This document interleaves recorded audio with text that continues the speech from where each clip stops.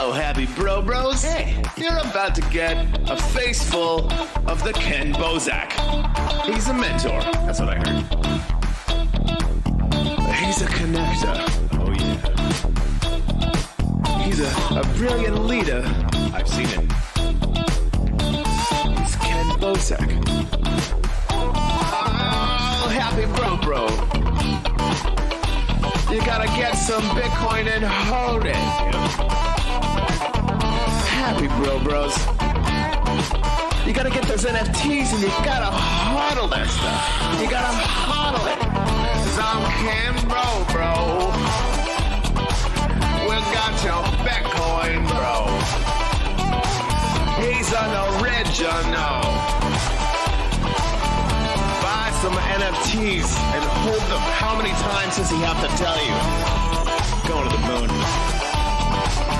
We're going to the moon. We're going to the moon. We're going to the moon. Going to the moon. We're going to the moon. We're gonna get real high. We're gonna get real high. We're gonna get real high. We're gonna get real high. Yeah, we're going to the moon. We're going to the moon. Bro, we're going to the moon. Oh yeah, we're going to the moon. We're gonna get real high. Real high. Yep. Real high. Hello, happy bros. Come get some Kenn Bosak.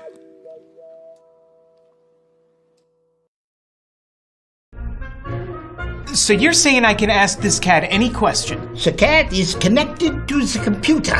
You just type in the question, it will read his mind.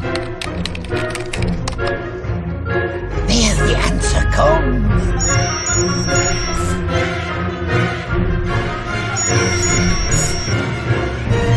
You're the man! I've been looking for this for weeks.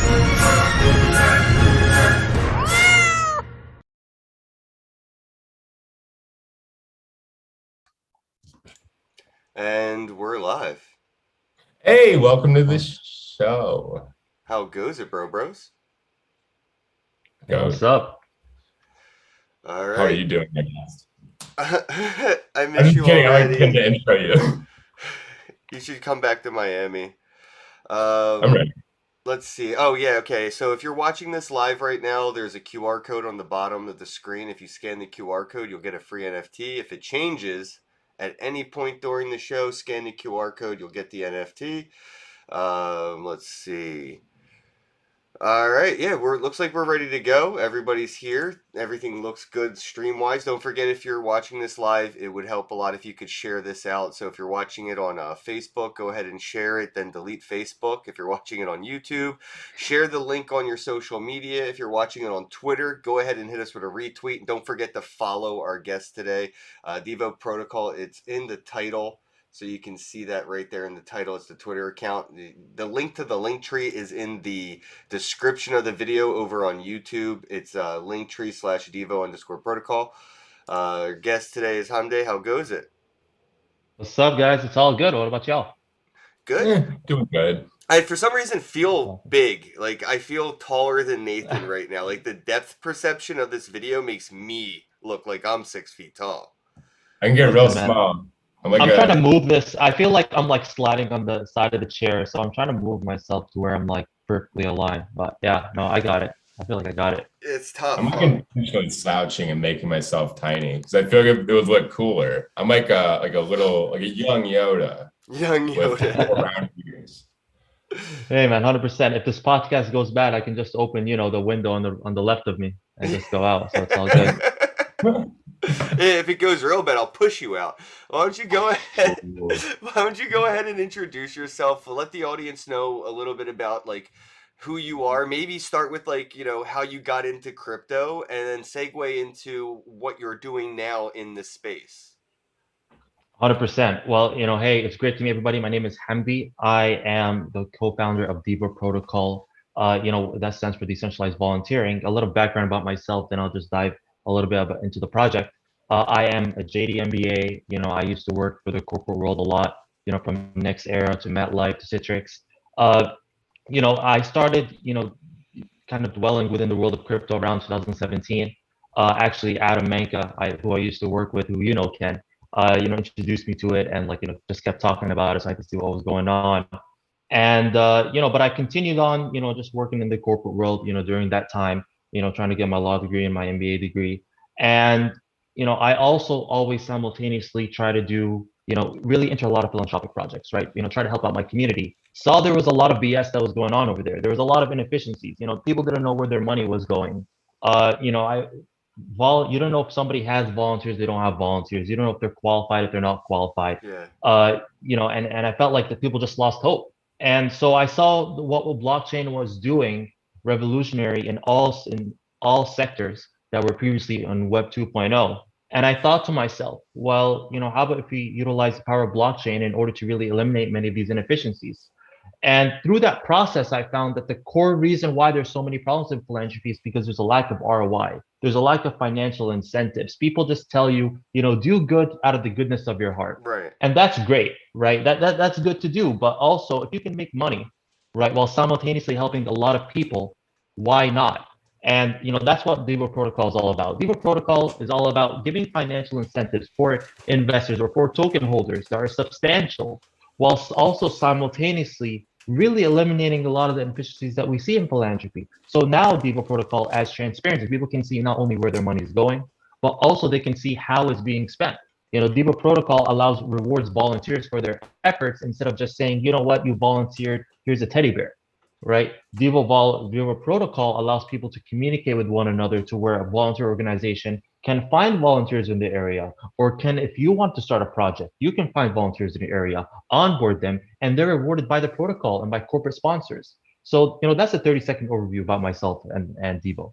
I wanted to start, I guess, with like, the gray cloud of the topic, which is like, I guess like malicious use cases for like resources like this, and sort of like how we can negate or remedy the problem where, I wouldn't want to see a platform like this used for like nefarious purposes, but it could almost be like that, where it's, like instead of having somebody clean up a park, putting out a bounty to have somebody, graffiti a middle school or something, how can you prevent a platform that's used for like volunteering and things like this, where, to prevent bounties that could be negative for society rather than positive? So, instead of like cleaning the park, people are trashing it, and now they're getting rewarded for it.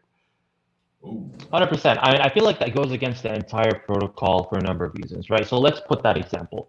If somebody, let's say, wants to clean a park, right? What they do is they don't just put that proposal on like a one pager and be like, support us, and you don't see where your money is going. Instead, it's split into milestones, right? So if I want to launch a project, I have to put milestones, and basically the money that these donors or corporate entities actually send to me are only released once I complete those milestones and verified by the donors, right? So that's one portion of it. Secondly, is the fact that, especially that we're in our seed round, we are choosing who we partner with, strategically, right? We don't want anybody. We want individuals who truly believe in the project in and of itself. Now, obviously there are, obviously it's a DAO at the end of the day, right? And the DAO makes all the decisions. But what we hope for, and what we've seen in the crypto community, is the fact that they're just really sick of a lot of inefficiencies that exist. And with my faith in crypto and in blockchain, I see that, and the overwhelming positive response that we've seen to this project. I believe that something like that happening would have to just totally like delete all, like basically the entire protocol, rebuild it from the ground up. And yeah, it's not consistent with what I've seen, on the protocol. And even, for the fact, let's say if somebody who's like a bad actor, who's like a whale, wants to purchase all the tokens, right? That's why we have like rebasing mechanisms to where it'll probably cost more for them to acquire all the tokens than it would be what's the value that's locked in the liquidity pools. Got you. So it's sort of like counterintuitive, even financially. No, it doesn't make sense. And that's the best thing about having like world-class team on board. Like Adam himself, he's a technical architect of the entire protocol. His brother is growth lead in Ample, right? And so yeah, we said we recognize there are a lot of problems with DAOs. We've seen that. We're not ignoring it. Even on our pitch deck, it says it. We set a couple of standards like the rebasing, like I just mentioned right now. But in addition to that, what we've also done is that we're constantly looking at, the new industry standards that are set up for DAOs, and we're going to be implementing them constantly. So you're not expecting people to speculate on this, obviously. That's the design. Yeah, I mean, yeah. So speculate in terms of what? So like speculate in terms I'm of going to like make trying money to from start. investing in you. Oh yeah, no, 100%. More about No, we want that providing to a happen. service, which is what I like. Yeah, Like, 100%. That's the main point. So like one of the main points of Devo is to try and diminish the notion that you cannot make money off a goodwill protocol. So Right. yes, if you wanted just to make money off the protocol, that's great. But by you investing in the token, what you're doing is that you are providing resources to a protocol and to people that will ultimately help them. Right. So yes, you can speculate, and that's the whole point of it. But I was trying to reference the point of how about if somebody wants to hijack the protocol and make it be utilized for something that's not intended to be? But no, the whole point of the protocol is for you to be able to speculate, for you to be able to make money, which also simultaneously, at the end of the day, really helps those who need help and deletes a lot of the inefficiencies that exist. Have you Yeah, I found love projects that like promote that over, like kind of like not tricking greedy people, but like convincing greedy people that, hey, if you help society, like you can actually do good that way. Like, you can actually make 100%. some money. I love that. I mean, yeah, like how big the philanthropy market is? It's worth $2.3 trillion. Yeah, it's for That's how write-off. much it's worth. Yeah, it's huge. It's huge. But unfortunately, right, the only money that's being made is being made through corruption, is through these CEOs who have these absurd salaries and then really demeaning volunteers for even asking just to cover their basic costs. Or a lot Right? of the times So they we're have a subsidized business that the charity uses to use the funds to buy materials from their own other business. So a lot of the times it's like just washing money, it's just the Red Cross gets money and they buy materials from their own Red Cross store. So the money just always seems to stay in house, and yeah, it creates a problem. I was curious though about the liquidity side for the token. Have you found a way to gamify liquidity providing or reward people for providing liquidity? Yeah, 100%. So, and that's part of like, Amplifor's AIP2 and just the rebasing mechanisms in general. So, what we have is it's called continuous distribution. So, a lot of protocols, unfortunately, they face problems with how do they distribute their tokens over time, right? And utilizing AMM. So what, Ampliforth, one of the things that Ampliforth does is that we have like we lock 33% of liquidity from the outset, right? We lock 33% of Devo tokens with 33% of the amount raised. And what happens is that when demand via oracles, when demand increases, the percentage of Devo tokens in liquidity pools actually goes to the community, right? And part of that community are people who stake the token. So they're not right now only getting LP tokens, from yield farming, but in addition to that, they're also taking Devo tokens from the liquidity pool. In addition, right, we've also partnered recently with this DeFi protocol called Elbow. And what Elbow does is that they really give a lot of tools to certain protocols that they see that they deem fit that they deem are fit, in order to provide their users with more ability to, do cool stuff like leveraging, for example, or take delta neutral positions. And that really coincides with our whole goal, right? Make philanthropy not only have a high ROI, but also in a healthy and efficient way to where it helps those who need help the most. Okay, cool. Just wanted to figure out, like, because some people may not want to get too involved with the asset itself, but they like to participate, and that is usually through like Yeah. liquidity providing, which is like I would say like a third person's perspective on investing. Like a lot of Mhm. people don't want to hold a token of a specific cause whatever, but they will get involved in like the DeFi side of things if there's a way to get Yeah. involved with liquidity and still feel like an investor. Oh no, 100. We focus on the DeFi component. That's one of our core components we focus on. I mean, it's why we chose Ampleforth. And in addition to that, it's why we partnered right now with Elbow. And they do crazy stuff, man. Like you can even have like contract insurance, and it's all these cool stuff. But we really focus on the DeFi mechanisms a lot. And in addition to that, we really focus a lot on the utility of the token as well. And that separates us a lot from a lot of other projects, which just they give out a token and they're like, yeah, buy this token and you'll 5% will go to charity, right? Or 50% will go to charity. I'm guessing you guys have seen a couple tokens like that. Yeah. But yeah, okay, but what's the utility? Is this sustainable? Do you really see this token going to exist in the next 30 years? I highly doubt it, right? No, but we add a lot of utility to it. And I can just mention utility from like, four utilities from the outset, right? It's the governance because it's a DAO. It's the yield that comes out from these liquidity pools, which ultimately are going to be multiple different other liquidity pools. And these liquidity pools are forever increasing in value, right? Because of Ampleforth smart contract, some of that yield is automatically reinvested back into the liquidity pool, and it never decreases. So that's the second, right? And it can also act as a token floor price. The third one are the contract interaction fees. So, just to note on that, we have 20,000 volunteers already registered. We registered that in a week.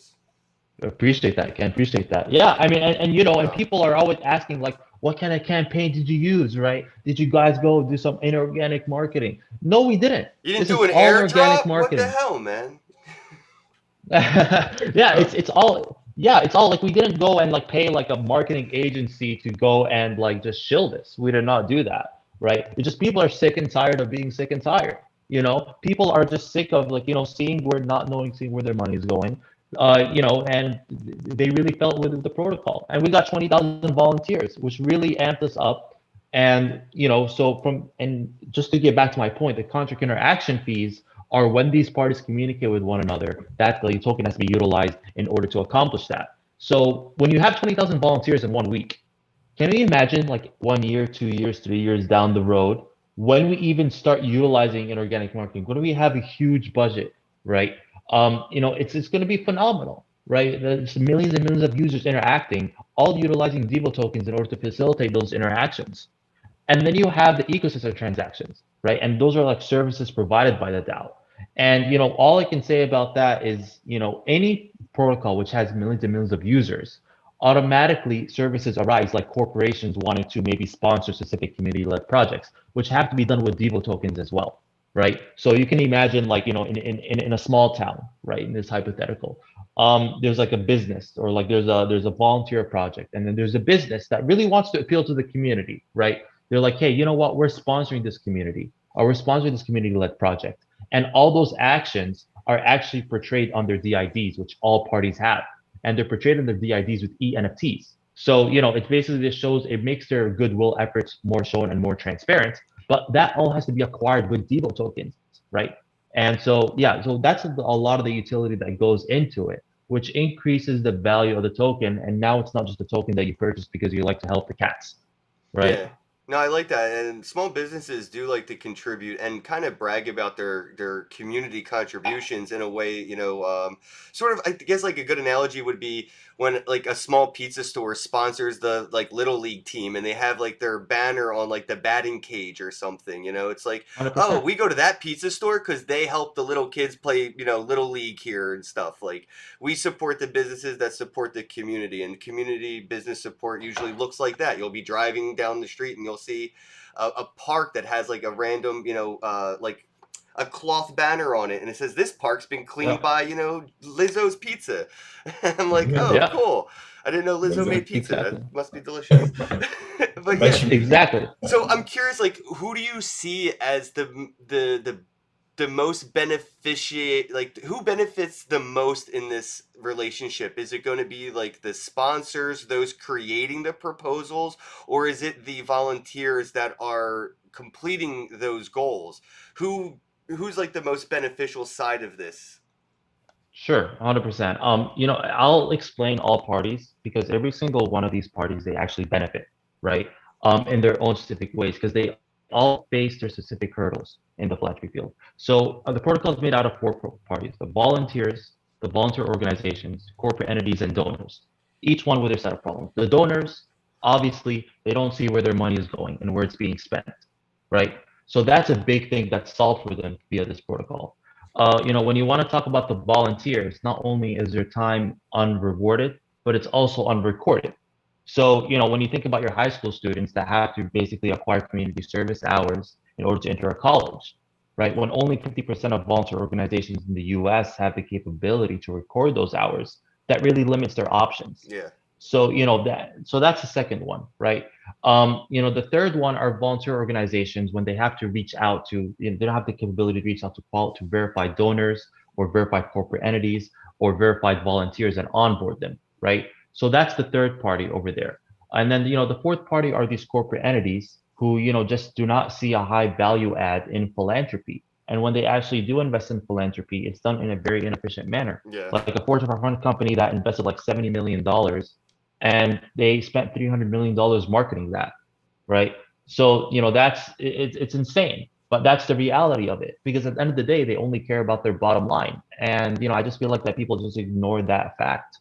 And so back to your question on who benefits the most, all parties benefit the most. Um, and just to go back into those four parties, what happens is that every one of these parties, like they're verified before they come in, and they're given a DID, right, a decentralized identifier.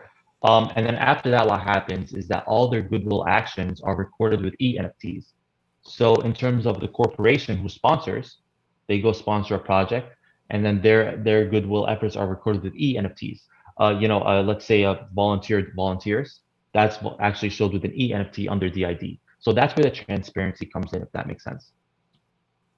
Yeah. No, absolutely. No, that's awesome. I was gonna ask, and I don't want to stray too far from like what we're directly talking about, but what are some of the coolest like volunteer projects you've seen like wanting to get into this? Like some cool use cases for it. It's yeah, man. There's some that are pretty sad. So for example, we have like 5 projects right now in Peru. People who, they just lack the resources to just live a meaningful life first and foremost, but somehow they still find the time to really benefit their community, right? Like this one woman who's actually part of who's like a volunteer in our project, who's helping like a 67-year-old man with stage 4 lung cancer, I believe, right? Or this other woman who's like living in the slums in Peru, who's like planting trees in order to preserve the ecology of Peru. And so it goes from there to like, even like when we want to go to the US, where we're partnered with a volunteer program over here where it's called Tampa Woman Stars, and what they do is they really empower women in order to achieve their goals and objectives. So it's all across the spectrum, right?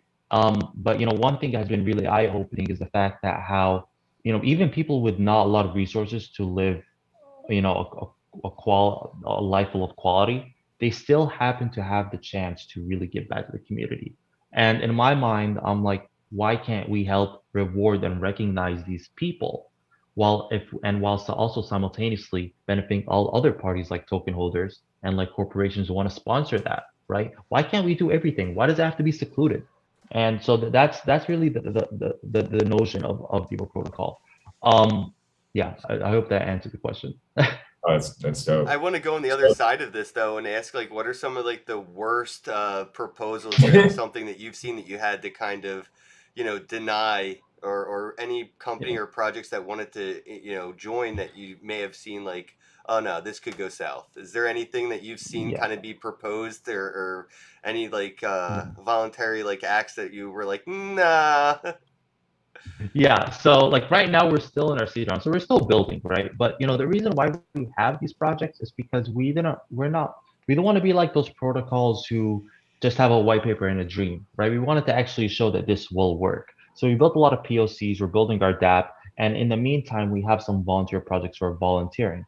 But to go back to your question, Ken, about some volunteer organizations, there have been volunteer organizations that they want to sign up, and they hear that there's funding and it's all great, and then when we ask about their volunteers, they just, go quiet all of a sudden, right?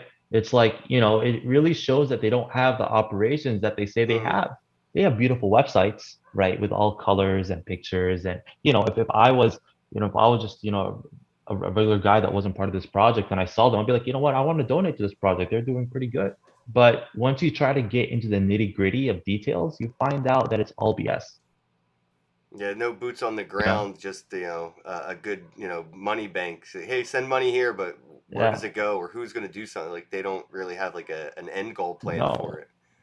Listen, man, I mean, only, in the US, right, only 18.5% of Americans highly trust charitable organizations, right? I mean, I feel like that's worse than Congress. I mean, and that's not really like a good metric to have, you know? Well, the whole like Hurricane Katrina and Red Cross fiasco didn't really help the world have confidence in charitable organizations. Unfortunately, we've seen millions and millions of dollars go into the Red Cross, and not a single house was helped be built with that money anywhere that the hurricane affected. Even It's from insane. government institutions putting money into so you have corrupt institutions dumping money into corrupt institutions to get other tax benefits for their corrupt institution, like all the FEMA stuff that happened, for instance. So it's like Yeah. there's so many layers to the corruption and deception that this type of thing, it absolutely needs to be decentralized. It's probably like one of the more necessary use cases for decentralization with this technology that I've ever seen. Absolutely. Yeah. Yeah, 100%. Yeah, well, I mean, and if you know what's if legacy charitable like organizations were like there's only one thing that you need to go to see that they don't really work, at least here in in the States, is there's still not clean water in Flint, Michigan, and it's been like 10 years. You know what I mean? Like you think any charitable organization could have stepped in and used funds to help solve a clean water crisis in Flint, Michigan. But Here's one. even the Red Cross hasn't even stepped in at all with any. Even Miami right now, you're not supposed to drink the tap water, Yeah. right? Like it doesn't look healthy either. So what you have is like one of the most affluent cities in the entire world, and the people there aren't supposed to use the water, and they're not supposed to swim at the beaches because there's too much pollution in the beaches. And like what does it take, even on their front doorstep, like the people that are in power and have the most money aren't willing to do anything to make anyone's life better. It's pretty remarkable, the amount of apathy. Yeah. It's insane, man. And like right now, even if somebody wanted to help, right? Like right now, let's say you wanted to help any of these issues that you've mentioned right now, where are you going to give your money to? Do you know how it's being spent? Like, do you really know? Honestly, like maybe they thank you email isn't enough. Like, I don't know. I might as well be giving money to ISIS to ask them to solve Flint, Michigan's water crisis. That's how I feel if I give $1 to the Red Cross. It's insane. It's insane. You don't know what the heck is going with their money. Like, I forgot what was the stat even for Haiti. It was like something trillion. I don't know. I don't want to misquote it, but it was some crazy number. And it was like, what, 3 houses built or 5 houses built? I'm like, what? You could build mansions with that? Are you Yep. kidding me? Like, it's phenomenal. And then these volunteer organizations, by the way, they have the audacity. They have the audacity to go and list on their websites how volunteers, shouldn't be rewarded for their time because it has to all come from themselves. Can you imagine that? These CEOs who are making millions and millions of dollars have the audacity to then tell their volunteers, you know what, you shouldn't be rewarded for your time. Like it's crazy. It is so corrupt. And if with Devo, that's what we really aim to do. But we also notice that people need to go, especially in Web3, right? And in general, is that people also need to be able to find this financially incentivizing to invest in. So it's basically the best of both worlds. Respect. Because it does, I don't know, like, and I think it's just simply due to the legacy charitable organizations that it all just feels so sketchy. And like Nathan mentioned, even the people with the money, they could, it wouldn't even affect their bank accounts to put a dent in something that, locally. Is there a way Devo is trying to, reach into those deep pockets and sort of incentivize the very wealthy to even, dabble in voluntary efforts? 100%. So, we approach that through multiple ways, right? One would be the perpetual donations. So individuals right now can then go and just stake their money that they want to donate and have access to the principal anytime whatsoever, and just That's donate dope. basically the interest or the yield that comes out of it, right? So, if you have, let's say, in this hypothetical situation, if you have like $100 million, that's your net worth. If you just put $1 million in and you stake it, for instance, and then anytime you need, you just take out that $1 million. That's actually an incentive over there. Another incentive is, as we just spoke about, right? Those individuals who are sick and tired of not seeing how their money is being spent, whether it's $1 or whether it's $1 million. We also provide that, and we provide them with the ability to decide when these volunteer organizations have met certain milestones, right? So, just to give you more context to how that works before going to the third point, is that, a volunteer organization, they want to list a project on their protocol. They have to clearly state the milestones, right? Like, let's say 4, A, B, C, D, and they have to make it clear. And, when those milestones are achieved, right? It's not like, let's say $1 million is donated to that specific initiative. It's not released to them unless the people who donated the money say, yes, they have accomplished this milestone, they have not accomplished this milestone, right? If you, the donor, are okay with, them not showing much evidence, that's your forte. That's up to you. But you can also, as a donor, be like, you know what, they haven't really accomplished this. Don't release the money as of yet. We give power back to the people, right? We are not in a position to dictate when somebody has achieved something, when something has not. We want to give the power back to the donor. So that's the second point. The third point is the fact that these corporations, through their DIDs and ENFTs that I've mentioned right now, when they donate, when they sponsor a project with Devo tokens, what happens is that is shown under DID through ENFTs. And you can go think even a bit deeper, and this shows the possibilities of Devo of when you gamify that, right? So imagine like 5 corporations, all in a specific geographic area, all wanted to sponsor civic community-led projects. And then you see Corporation A donated 5,000, but Corporation B, hey, it's donating 10,000, right? And now they start competing with one another in a transparent way. So you can even think of Apple and Samsung, for instance. And so those are the 3 main ways that we do it, right? Through sponsorship, through transparency, sponsorship and through transparency and through perpetual donations. Are you guys going to have like spy volunteers, like that work for the organization, that go in and make sure that volunteers and the causes involved are actually like legitimate and then being done correctly? And because you can see when we come up with a scam where you have like 5 friends be like, we're volunteers, and then the other one be like, here's my cause, and then they're just kind of dragging money out of the protocol. 100%. And we recently launched an initiative called Devo Ambassadors, right? So basically, within every geographic area, we're planning to have a Devo ambassador. So that goes back to the people in Peru, for instance, right? People in Peru, there's a Devo ambassador in Peru that verifies these hours are actually legitimate. And so this goes back to your conversation. Not only are we, because somebody can make a very good scam, right? They can show like the best of pictures that this is actually happening.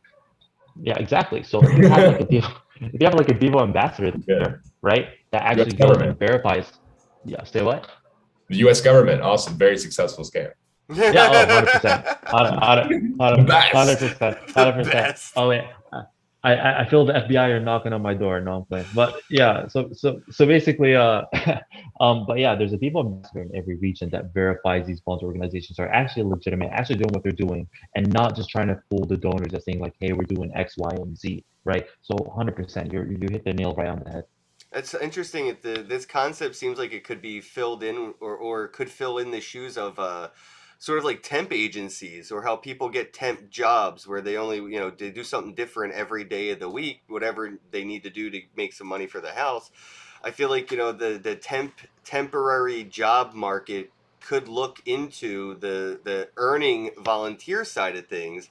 And now instead of like, going and working in a warehouse for a day, you could potentially go and clean a park that day and still, make some money that you would make technically, being a temp. Or, so do you see a viable employment opportunity for Devo, and where people can be volunteers 24 hours, or not 24 hours a day, but you know what I mean, like full time, and make that a way to like keep a roof over their head and food in their mouth? Well, that is a definite possibility, Ken. And that's actually one of the points of Devo that, one of the great points is the fact that there's just so much that can be done on this protocol. It's so expansive, like even other projects that want to join in, right? They don't have to necessarily compete, but they can utilize our protocol in order to benefit theirs. And so, back to your point, that is definitely something that could happen, right? When you think of, 10 years, like as I said, we're looking 33% of liquidity, for example, right? And I said those liquidity pools grow. Can you imagine 5, 10 years down the road when you have corporations like Apple and Samsung, for example, utilizing the protocol to increase the utility of the token? And when you have millions of volunteers and then donors all utilize the token for contract interaction fees, you can definitely see that as a possibility. Now, I will not say like, oh yeah, that's 100% that's what's going to happen, but I can tell you for a fact that it is very possible. Have you guys thought of a way to stop, I guess, companies from submitting causes and then, like, I guess in a way, by proxy, like arbitraging cheap labor from third world countries, meaning like, hey, we need this area cleaned up so we can do this development. Let's submit this as a voluntary cause. Our company, say we provide the volunteers. Now our company gets X amount per volunteer. We're going to give them considerably less per person because they don't need as much in this country. And now the company is using charity to do their dirty work. Is that like something that you're going to plan on trying to like stop somehow? Yeah, and that goes back to the Devo ambassadors, right? So the Okay, Devo ambassadors and they go and verify that. And obviously, we're going to be providing guidelines to the DAO founders on, specifically what should be considered, what should not be considered. Obviously that all goes back to the DAO founders. But yes, the Devo ambassadors, that's one of their main goals, right? One of their main goals is in order to ensure that the projects that are listed on the protocol are actually legitimate and not doing some, shady stuff like that, for example, because the part of Devo that we always say is like you can't take the greed out of people, so let's make it financially incentivizing. But you can also talk about that in your example, right? People will unfortunately try and utilize the protocol. So we've set in specific standards in order to ensure that that does not happen. Yeah, I give Apple's like, we bought this land in the rainforest, and if we can build our factory there, we get X amount better on our margins in the course of the year because we only have to employ them X. So if we can create a scam to make sure that we're getting half of the money from the protocol to pay the people, then we've effectively profited. We haven't spent a dime and we've built our factory. And I feel like though, I feel like though, like for corporations, I highly doubt they'll do that, right? And this is the reason why. I feel like they won't do this on this protocol, not out of some moral, reasons that they have, but out of this protocol because the core component of this protocol is transparency. So all actions will be transparently displayed, and corporations' main value add to this is to increase their goodwill. Now, I don't think that is consistent with goodwill, right? I don't feel like a corporate is going to be like, hey guys, we are exploiting children. Yay. Like, they're definitely not going to do that on the protocol. And that's definitely opposite of what they want to show the world. If that makes sense. Yeah, it kind of came out recently, I think, with like Nestle or whatever, right? Like so one of the like candy companies got kind of in trouble for using like child slave labor to get their chocolate and shit. Like, as soon as people found out about that, people stopped buying it. So, I feel like companies want more transparency because, the ones that are doing the right thing don't want to have to fight tooth and nail to prove they're not doing shady shit.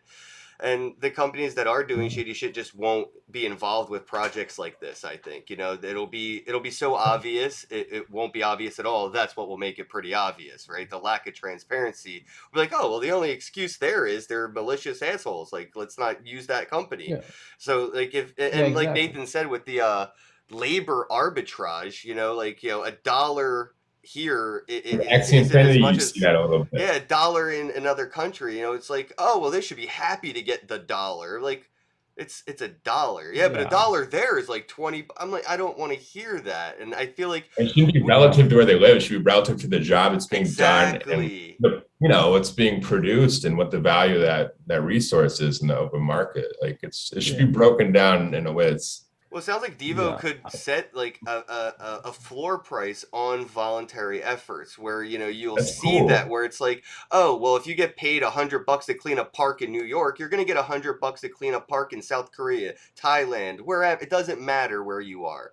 That price, the floor price for the voluntary act will be set through the project, which I think could be a game changer when you look around the world and see like, oh yeah, the Red Cross does use the money to clean things up, but they only do it when they can spend, $1 instead of $100, right? On people that are Yeah. grateful to get the dollar because they need it, but would be a lot more appreciative of the value that people across the ocean get to Yeah. earn for the same action. 100%, 100%. I mean, I'm sick and tired of hearing those excuses by these corporations. I mean, when they want to justify their cheap labor, right? And not to go too off topic, but that's the last thing that, as I said, a corporation would want to do is probably post a project like that on the protocol, because it's all transparent, it's all there. They're instead going to be utilizing this protocol to increase their goodwill, right? To kind of offset the bad things that they do, right? So like, hey, we do give back to the community, right? Hey, we are sponsoring this goodwill project to empower women, right? Or to give people access to water, right? They're not going to do the opposite of that, if that makes Well, sense. they have an And that's also, obligation to use money for this, and they get an yeah, incentive from the government, whether it's a tax break or whatever. yeah, There's incentives and motivations for companies to use money for voluntary efforts, and they almost exactly. have to do it. Like at the end of the day, they have to pick somewhere to put that money Hmm. in order to keep getting either their tax breaks or whatever government kickbacks they're getting, Hmm. or even their stance as a charitable company. Like there's a lot of benefits to it, so they almost have to do it. We just have to give them a better outlet to do it in, and I feel like this is going to be Exactly, a good road for them to kind of move that money down rather than throwing it up in the air for like somebody like the Red Cross to catch it. And I mean, yeah, exactly. you still get your tax breaks, you still get all your benefits, but are you sleeping at night? You know what I mean? And God forbid you run one of these companies that does donate to the Red Cross, and you're in an area in which needs their support and help for whatever act of God reason, and they're just never there. They never show up, like They never do. ever. And you've Yeah. seen it with like when Hurricane Katrina hit, you saw a lot of small businesses who were donating to these companies going, we've been donating for 10 years as a small business, and one time something happens in the whole city and there's nobody that shows up to help. It's kind of like It's heartbreaking, and it, phenomenal. it deters It's people from even wanting to be involved in it. it's crazy. I couldn't agree more, Ken. It's just, and the more that because I've been, working on deep for the past year and like, 2 months, and the more you dive deep into it, the more you just keep seeing more and more, more and more shit, basically. Well, not to put it frankly, it's just phenomenal. And I don't, it's one thing to, to utilize, it's a whole nother caliber to utilize money that's donated to help people for your own benefit and unethically, right? That's a whole nother ballpark. Like, you got to be really low to do that. But I was just surprised at how widespread it is. It's insane. I can't even put words to it, and I'm just happy that I'm part of the solution. You talked earlier about being in the early stages of the seed round. I'm curious if you could elaborate on how people could get involved, what Mm. criteria you're looking for when you're looking for investors. What makes people applicable or not applicable for that. So just let people know how they can get involved and what your standards are for an investor. Yeah, no, 100%. So like, for an investor, obviously you got to be, aligned with the protocol's missions, right? And in addition to that, we're looking for strategic partners as well, right? Maybe someone who can also provide value in whatever capacity they have. So, we don't like to limit that because, everybody has different characteristics. So hypothetically, someone could be like, hey, I'm a DAO founder. I'm also going to introduce you to, X, Y, and Z marketing agency, for example. One of our DAO founders, for instance, introduced me to, an event coordinator in Dubai, right? And then we got to go. I was invited to be a speaker in Dubai for a conference, right? So that's just one example of what could happen. Maybe another DAO founder could give us maybe more access to capital. Maybe another DAO founder could invite us to Twitter Spaces. So it's very, very broad, right? But I feel like the core thing is that they must believe in the mission, right? And so yeah, that's kind of the standard that we have in order to participate, right? All they have to do is just like go on dealprotocol.org and then click become a DAO founder in order to participate in that. And yeah, we have all our socials on. I believe Kenny mentioned them at the very beginning. If they have any questions, please feel free to reach out to us. Yeah, the link tree is down there, so you could go ahead and join the community on the link tree. Discord Yeah. is there as well as Telegram. So if you just want to join the community and start engaging, go ahead to the link tree /Devo_protocol, and that link is in the YouTube video description. You can also go to, if you're watching this on Twitter right now, you can click on the name in the title. It'll take you to the Twitter page. The link tree is right there on their Twitter page as well. I was curious about in this space, partnerships and collabs, I guess I should say collabs. Have you reached out Yeah. to any other projects in a way to Yeah. collaborate? And how would a collab with Devo look like if I am another, crypto project? What would it look like if we were to collaborate? Yeah, 100%. So, one of the things would be that, and that's the beauty of what I've mentioned previously, is that Devo is so broad. There's so much it could do. So, a couple of our partnerships, one would be Ethica, right, which is the first licensed sustainable exchange for projects who are aiming to achieve SDG goals, right, sustainable development goals as outlined by the UN. That's one. But, one just to highlight that of how expansive Devo is Solid World, right? So Solid World, what they do is that they provide liquidity to pre-certified carbon credits, right? So carbon credits are basically utilized to offset, carbon, right? Sometimes in order for those carbon credits to be certified, it takes like 3 years. And, the people who are actually producing these carbon credits, like, people planting trees, for instance, sometimes 3 years is too long. So, what we've done is partnered with Solid World, right? Who provide liquidity to these pre-certified carbon credits by, saying, hey, Devo, for example, will be able to list projects created by, projects who are associated with Solid World, and they can get funding, right? These projects can also get volunteers from the network as well. So those are some of the very cool partnerships that we have aligned in relation to that.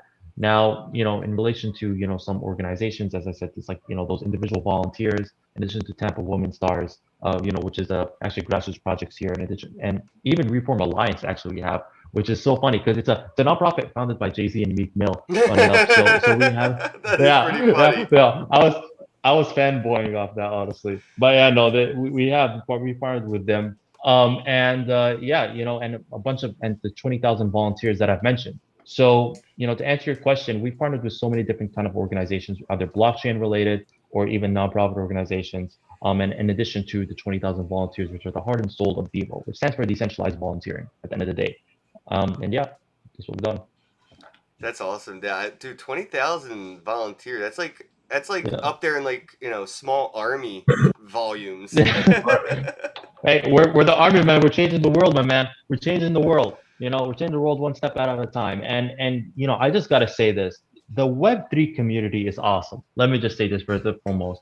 The amount of support that we've got from the Web3 community has been overwhelming, right?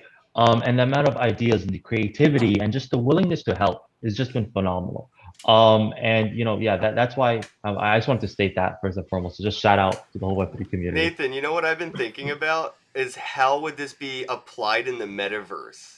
Could you imagine volunteering in the metaverse and what that would look like? Because we know what it looks like in the real world, like cleaning up dog poop on the highway or picking up trash from a park, or you know what I mean? Like, what does metaverse voluntary efforts look like? And I'm curious, have you talked about that at all at Devo? What it would look like to volunteer in the metaverse? So one idea that comes to mind, first of all, really quick, is so you have all these metaverses, and all these schools are probably going to have plots for kids to kind of learn things, maybe interactive exhibits and missions and game modes. Oh, like a museum. Different ways to gamify learning. So you would have like the best builders in, say, Minecraft, for instance, come and get the reward for building these like extravagant things, or whatever, crypto voxels, Decentraland, whatever they're using, like Uplift, for instance. Like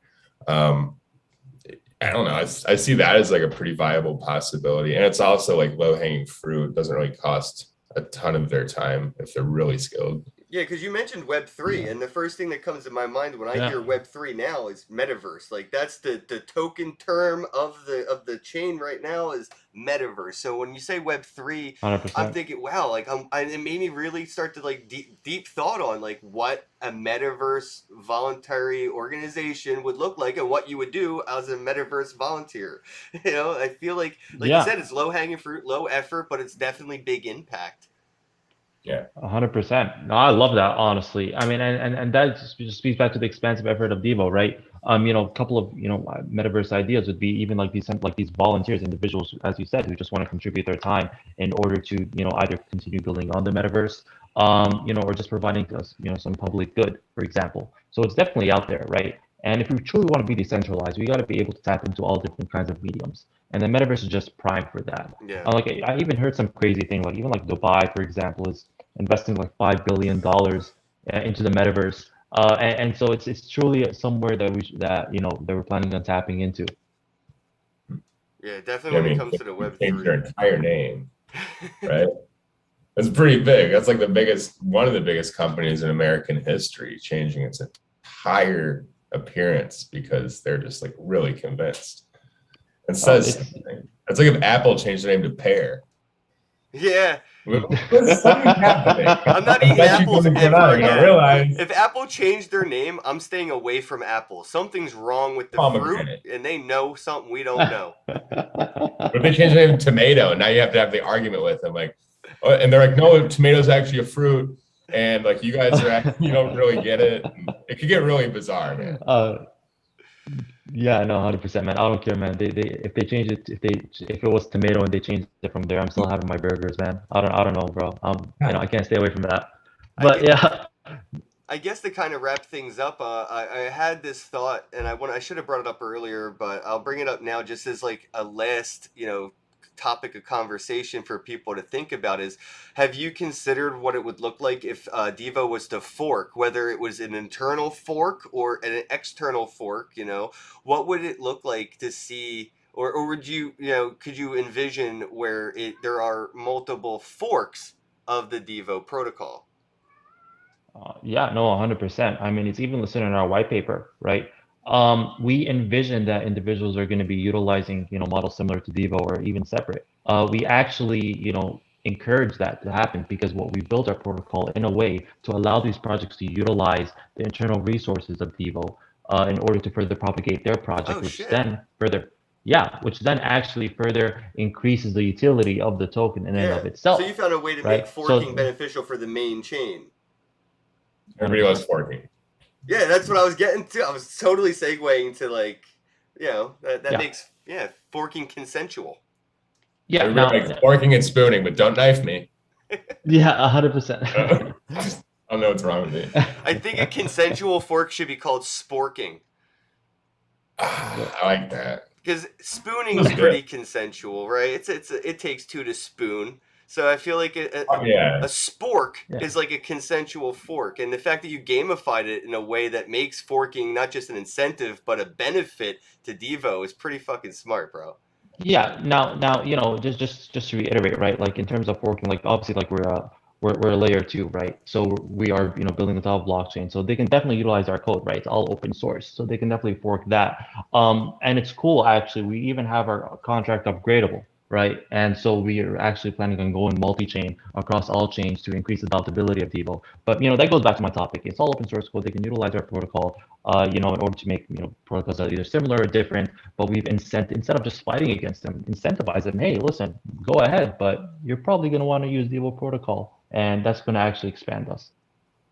Awesome, man. Yeah, I was, it just makes me think because a lot of projects try to build in like a fail-safe where, if we're forked, we fight an attack against. There's ways to mitigate arbitraging and all that. I'm like, but if you just fought, if you didn't make it a fight and made it more of a relationship, then the incentive to fork would be a disincentive to fork. There'd be just as much cause to do it as there is to not do it, rather than it's all just against them. Don't do it. There's no real reason to not do it. Use momentum to Yeah, your no, advantage. Don't fight gravity. Right. And that's Yeah, what I mean. exactly. Forking is gravity in crypto, man. You can't fight it. It's going to happen. So the fact that you pretty much put it in the roadmap, that's the way to think, honestly. Especially when you're thinking like, what does this space look like in 100 years? Nothing at all like what it looks like right now. And you actually have upgradable contracts, which means you could last 100 years. A lot of projects can't. They just won't. Yeah. And unfortunately, 100%. like you said, you are layer two. Which other chains are you most leaning towards or considering? Because Ooh, right now with Ethereum and the merge and 2.0, yeah, a yeah. lot of the secondary protocols on their chain are going to have to fight with a blockchain update, right? So that could Hmm. make or break a lot of layer twos. Like the layer one, the foundation, could make it impossible for the layer two to keep operating without an update. So I'm just wondering, like, Yeah. what do you consider when looking at other chains? Well, what we consider, so, let me reference that by saying that ever since we've reached the milestones that we've reached, we've been contacted by multiple different chains, from Polygon, for example, Algorand, Celo is actually another one that we're looking at and we have close contact with. So, there's multiple different options, and obviously we want to go multi-chain. But in relation to what we look for in a chain is specifically, low transaction fees is probably one of the best things to have over there. Not really have high barriers of entry as it relates to that. Another thing is community, right? I feel like community is definitely very important. For example, sales community is just phenomenal, especially when it comes to these kind of stuff. And so, there's definitely, and third would be actually support. There's some layers that, they act like that they really care about all the projects in their community and they love it, but really they really don't, right? But to have actually that on-ground support where they actually give you advice and they tell you, hey, maybe you should do this instead of this. That definitely, very helpful for us. In addition to being, of course, EVM compatible is another thing. And so, proof of stake is actually pretty cool, which Celo does as well. So there are multiple different options, right? But I feel like the core characteristics, one of them would be, low transaction fees. EVM compatible is definitely something very important. And community. Those are like probably three of the biggest ones. Yeah, no, good call. Yeah. I don't Yeah. know No, which it's chain. I was gonna like try to recommend like Wax, but like doesn't seem like it. But it also, in the area, who knows which direction things could go in. But yeah, if NFTs were more utilized, I would definitely recommend Wax. But yeah, low transaction fees are sort of like the goals for projects like this for sure. Especially with transaction fees being not so much like stable. Having a yeah. multi-chain option would definitely help mitigate some of the transaction fee problems we see happen. And maybe you have like 100%. socioeconomic tiers based on like certain areas and maybe transaction fee like affordability.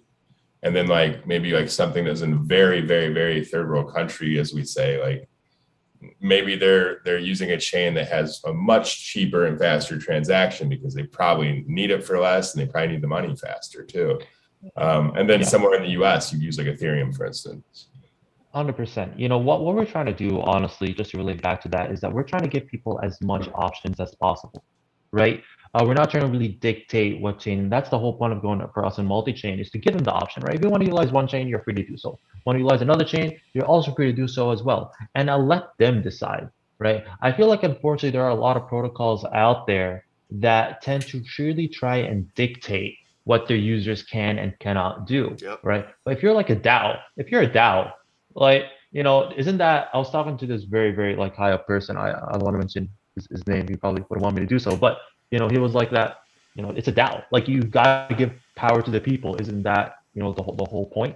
And I was like, Yeah. yeah, that's a pretty good point. So, Yeah. but we give them the option. You want to use another chain, right? Like Seller, for example, has low transaction fees. More than happy to do so. We're going to provide you with the opportunity to do so. If you want to go on Ethereum and you want to pay high transaction fees, hey man, that's your MO, right? That is up to you. But as long as we provide them with that, and yep, that's what the sense we're trying to take. That's why DAOs need to rule the world because really, I mean, if you think about it, and I'm taking this from a fellow named Wavy Gravy, our next Hmm. president should be nobody because Yeah. nobody cares about the economy.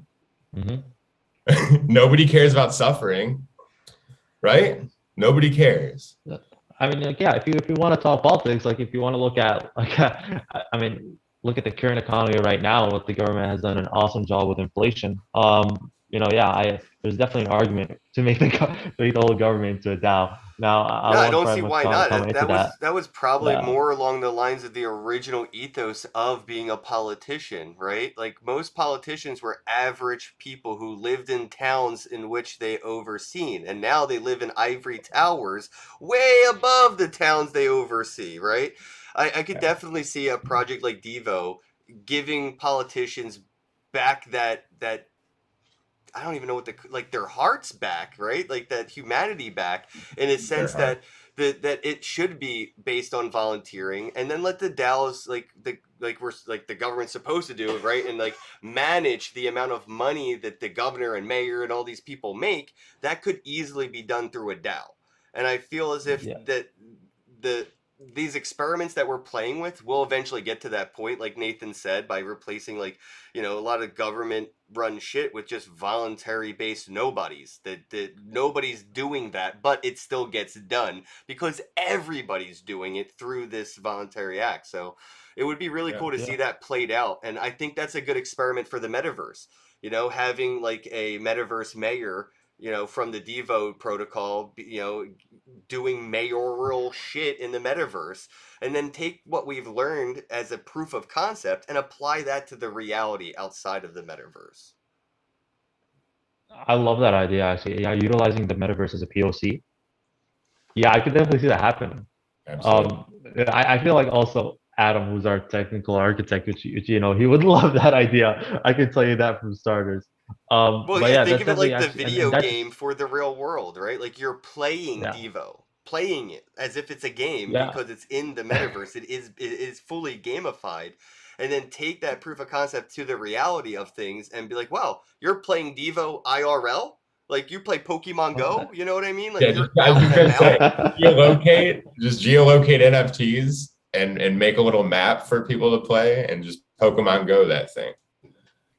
And that's phenomenal, and that goes back to, like, I probably said this like 30 times, but that goes back to it is that fact that there's just so much that can be done with this protocol, right? And also due to the fact that with these rebasing liquidity pools that provide the yield and provide the resources for these DAO founders to make and implement initiatives like this in perpetuity is just like phenomenal. Like probably if I had to think 30 years down the road what Diva would look like, and all the initiatives it would do, it's just phenomenal. It's just like mind blowing because you have all these DAO founders, right, with their different perspectives, with the resources to grow this to something that's not even imaginary as of this moment right now. Right. And so 100% on board with that. It'd be a great first round on this. I could submit a proposal to find a volunteer to be Vitalik's girlfriend, and then we could basically pay a girl to be his girlfriend. Like, Be nice. Man, I'm not gonna comment on that, man. His dad is my co-host. You gotta be nice. That was nice. I'm trying to buy him a Christmas present. Oh man, You're gonna get me in trouble. I mean, why did he say that? I mean, I don't know. It's like, man. dude, that's been like an ongoing meme that I know. the moment Vitalik gets laid, Ethereum goes to zero. Oh, jeez. All right, folks, it's been a really good show. No, just kidding. Yeah, we've now been officially cancel cultured in crypto. Oh man, Ken, I need more friends like you, my man. No, but I was just saying, like, that would be, it'd be. I feel like we're gonna see more, like, because it's Web3. We're all degens. We're gonna see funnier like things than more realistic things at first. But I think that's how everything in crypto starts, as a meme, and then eventually becomes more serious. And that's why I started, that with it sounds like a joke, but I'm willing to bet that those joke proposals will be like the test nets of the real deals that will come, because I feel like people like to experiment with memes. They don't want to experiment with something that's near and dear to their heart, right? I wouldn't want to try to solve Flint, Michigan's water crisis right out of the gate. But let me just play around with a few joke concepts and see how that goes. Like, is somebody going to go and clean up the park around the corner? Oh, wow, no shit, they actually did it? All right, let me take it one step farther. Doesn't look too bad.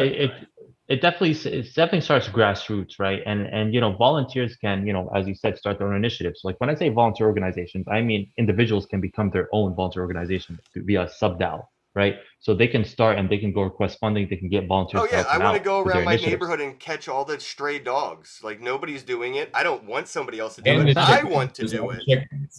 There's a lot of chickens running around. There's a lot of chickens and a lot of dogs, and it's weird because you think the dogs would take over the chicken population. I think they're working together, bro. The roosters will fuck the dogs up. I'm not kidding you, dude. You'll see a rooster riding a dog in Miami. Yeah, What? he Yes. beat him up too many times. He's like, "You're my car now." Yeah, exactly. That's Dude, what? exactly what happens in Miami. These roosters and chickens will take over the dogs and use them as vehicles. You got Man, roosters riding Rottweilers. I've been visiting the wrong part of Miami. Oh, I don't yeah. know what part you- this doesn't happen in Brickell. Yeah, I was about to say I've never seen Boston Brickell. You know, like yeah, A little bit past Wynwood, you'll end up in my neck of the woods. Yeah, I got to visit that part. I've been going to the wrong parts, man, because like you know I would give money to see that. Oh, Wynwood is like a literal tourist trap. yeah, I was gonna say you can come stay with me next time. You can get the real tour. I guess yeah. All right. We'll wrap things up. Is there anything that you wanted to make sure, like any topic or anything that you wanted to make sure we mentioned or talked about before we go? Yeah, you know, just to wrap things up from my end, you know, the fact that this project is revolutionary. This is going to change volunteerism and philanthropy and actually people to see where their money is going. But also simultaneously, we've had a core focus on ensuring that there is a large financial incentive while tapping into this 2.3 trillion market. So it's not the fact that unfortunately, if you do good, you can't make financial returns. You can do both and actually make great financial returns while also helping a lot of people. And you know, I'm just so happy to be part of this mission to redefine volunteerism, redefine philanthropy, and actually help those who need it the most. Much respect, man. I can't wait to see where this takes us, especially when I said like when it comes to the metaverse side of things. I think that would be a great proof of concept Peachtree dish to experiment in. So let's see if we can get the metaverse bros checking out Devo, coming up with some cool concepts. It's at Devo_protocol. And if you go to Linktree/Devo_protocol, you can see all the links right there. You can even participate in the seed round. You can become a Devo volunteer and get free tokens. You can check out their website as well as join the Discord, Telegram. I kind of laughed when I saw this, but y'all have a TikTok. Yeah, you know, listen, you know, our social media manager is phenomenal, man. He is managing 16 channels. Shout out to Ian, by the way. Yeah, respect to Ian. He's going hard. He's going hard, man. And when I saw your Linktree list, bro, I was like, this is the most utilized of all. I don't think I've ever seen a protocol have a Twitch channel. Listen, we going hard. Yo, you all we going hard, man. Like straight up respect. Yeah, and now we get in all these other people. We get like, you know, community managers right now. We get mods, we get content writers. You know, because this started from a very small group of team, right? And now it's just like expanding because of all the excitement that we're seeing. So yeah, no, 100%, man. And shout out to Ian for keeping up with those socials. He's killing the game. And yeah, and also go to www.devoprotocol.org. Also, you can tap into the website over there. All right, man. Appreciate it. Yo, everybody, thanks for watching the live stream. Don't forget to hit us with a retweet if you're watching on Twitter. If you're watching this on YouTube, go ahead and share this on your social media. If you're watching it on Facebook, share this and then delete Facebook. And as always, have a day, bros. We're out. Have a day. We love you. See y'all. So you're saying I can ask this cat any question? The cat is connected to the computer. You just type in the question, it will read his mind. There the answer comes.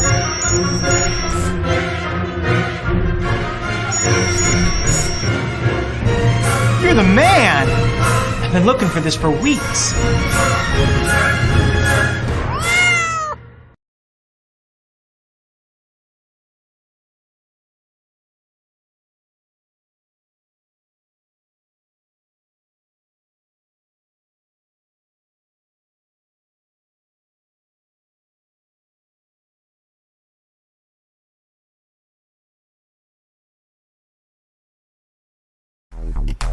Hello, happy bros. Hey, you're about to get a face full of the Kenn Bosak. He's a mentor. That's what I heard. He's a connector. Oh, yeah. He's a brilliant leader. I've seen it. It's Kenn Bosak. Oh, happy bro. You gotta get some Bitcoin and hold it. Happy bros. You gotta get those NFTs and you gotta hodl that stuff. You gotta hodl it. Cause I'm Kenn, bro. We got your Bitcoin, bro. He's an original. Buy some NFTs and hold them. How many times does he have to tell you? Going to the moon. We're going to the moon. We're going to the moon. We're going to the moon. Going to the moon. We're going to the moon. We're gonna get real high. We're gonna get real high. We're gonna get real high. We're gonna get real high. Yeah, we're going to the moon. We're going to the moon. Bro, we're going to the moon. Oh yeah, we're going to the moon. We're gonna get real high. Real high. Yep. Real high. Hello, happy bros. Come get some Kenn Bosak.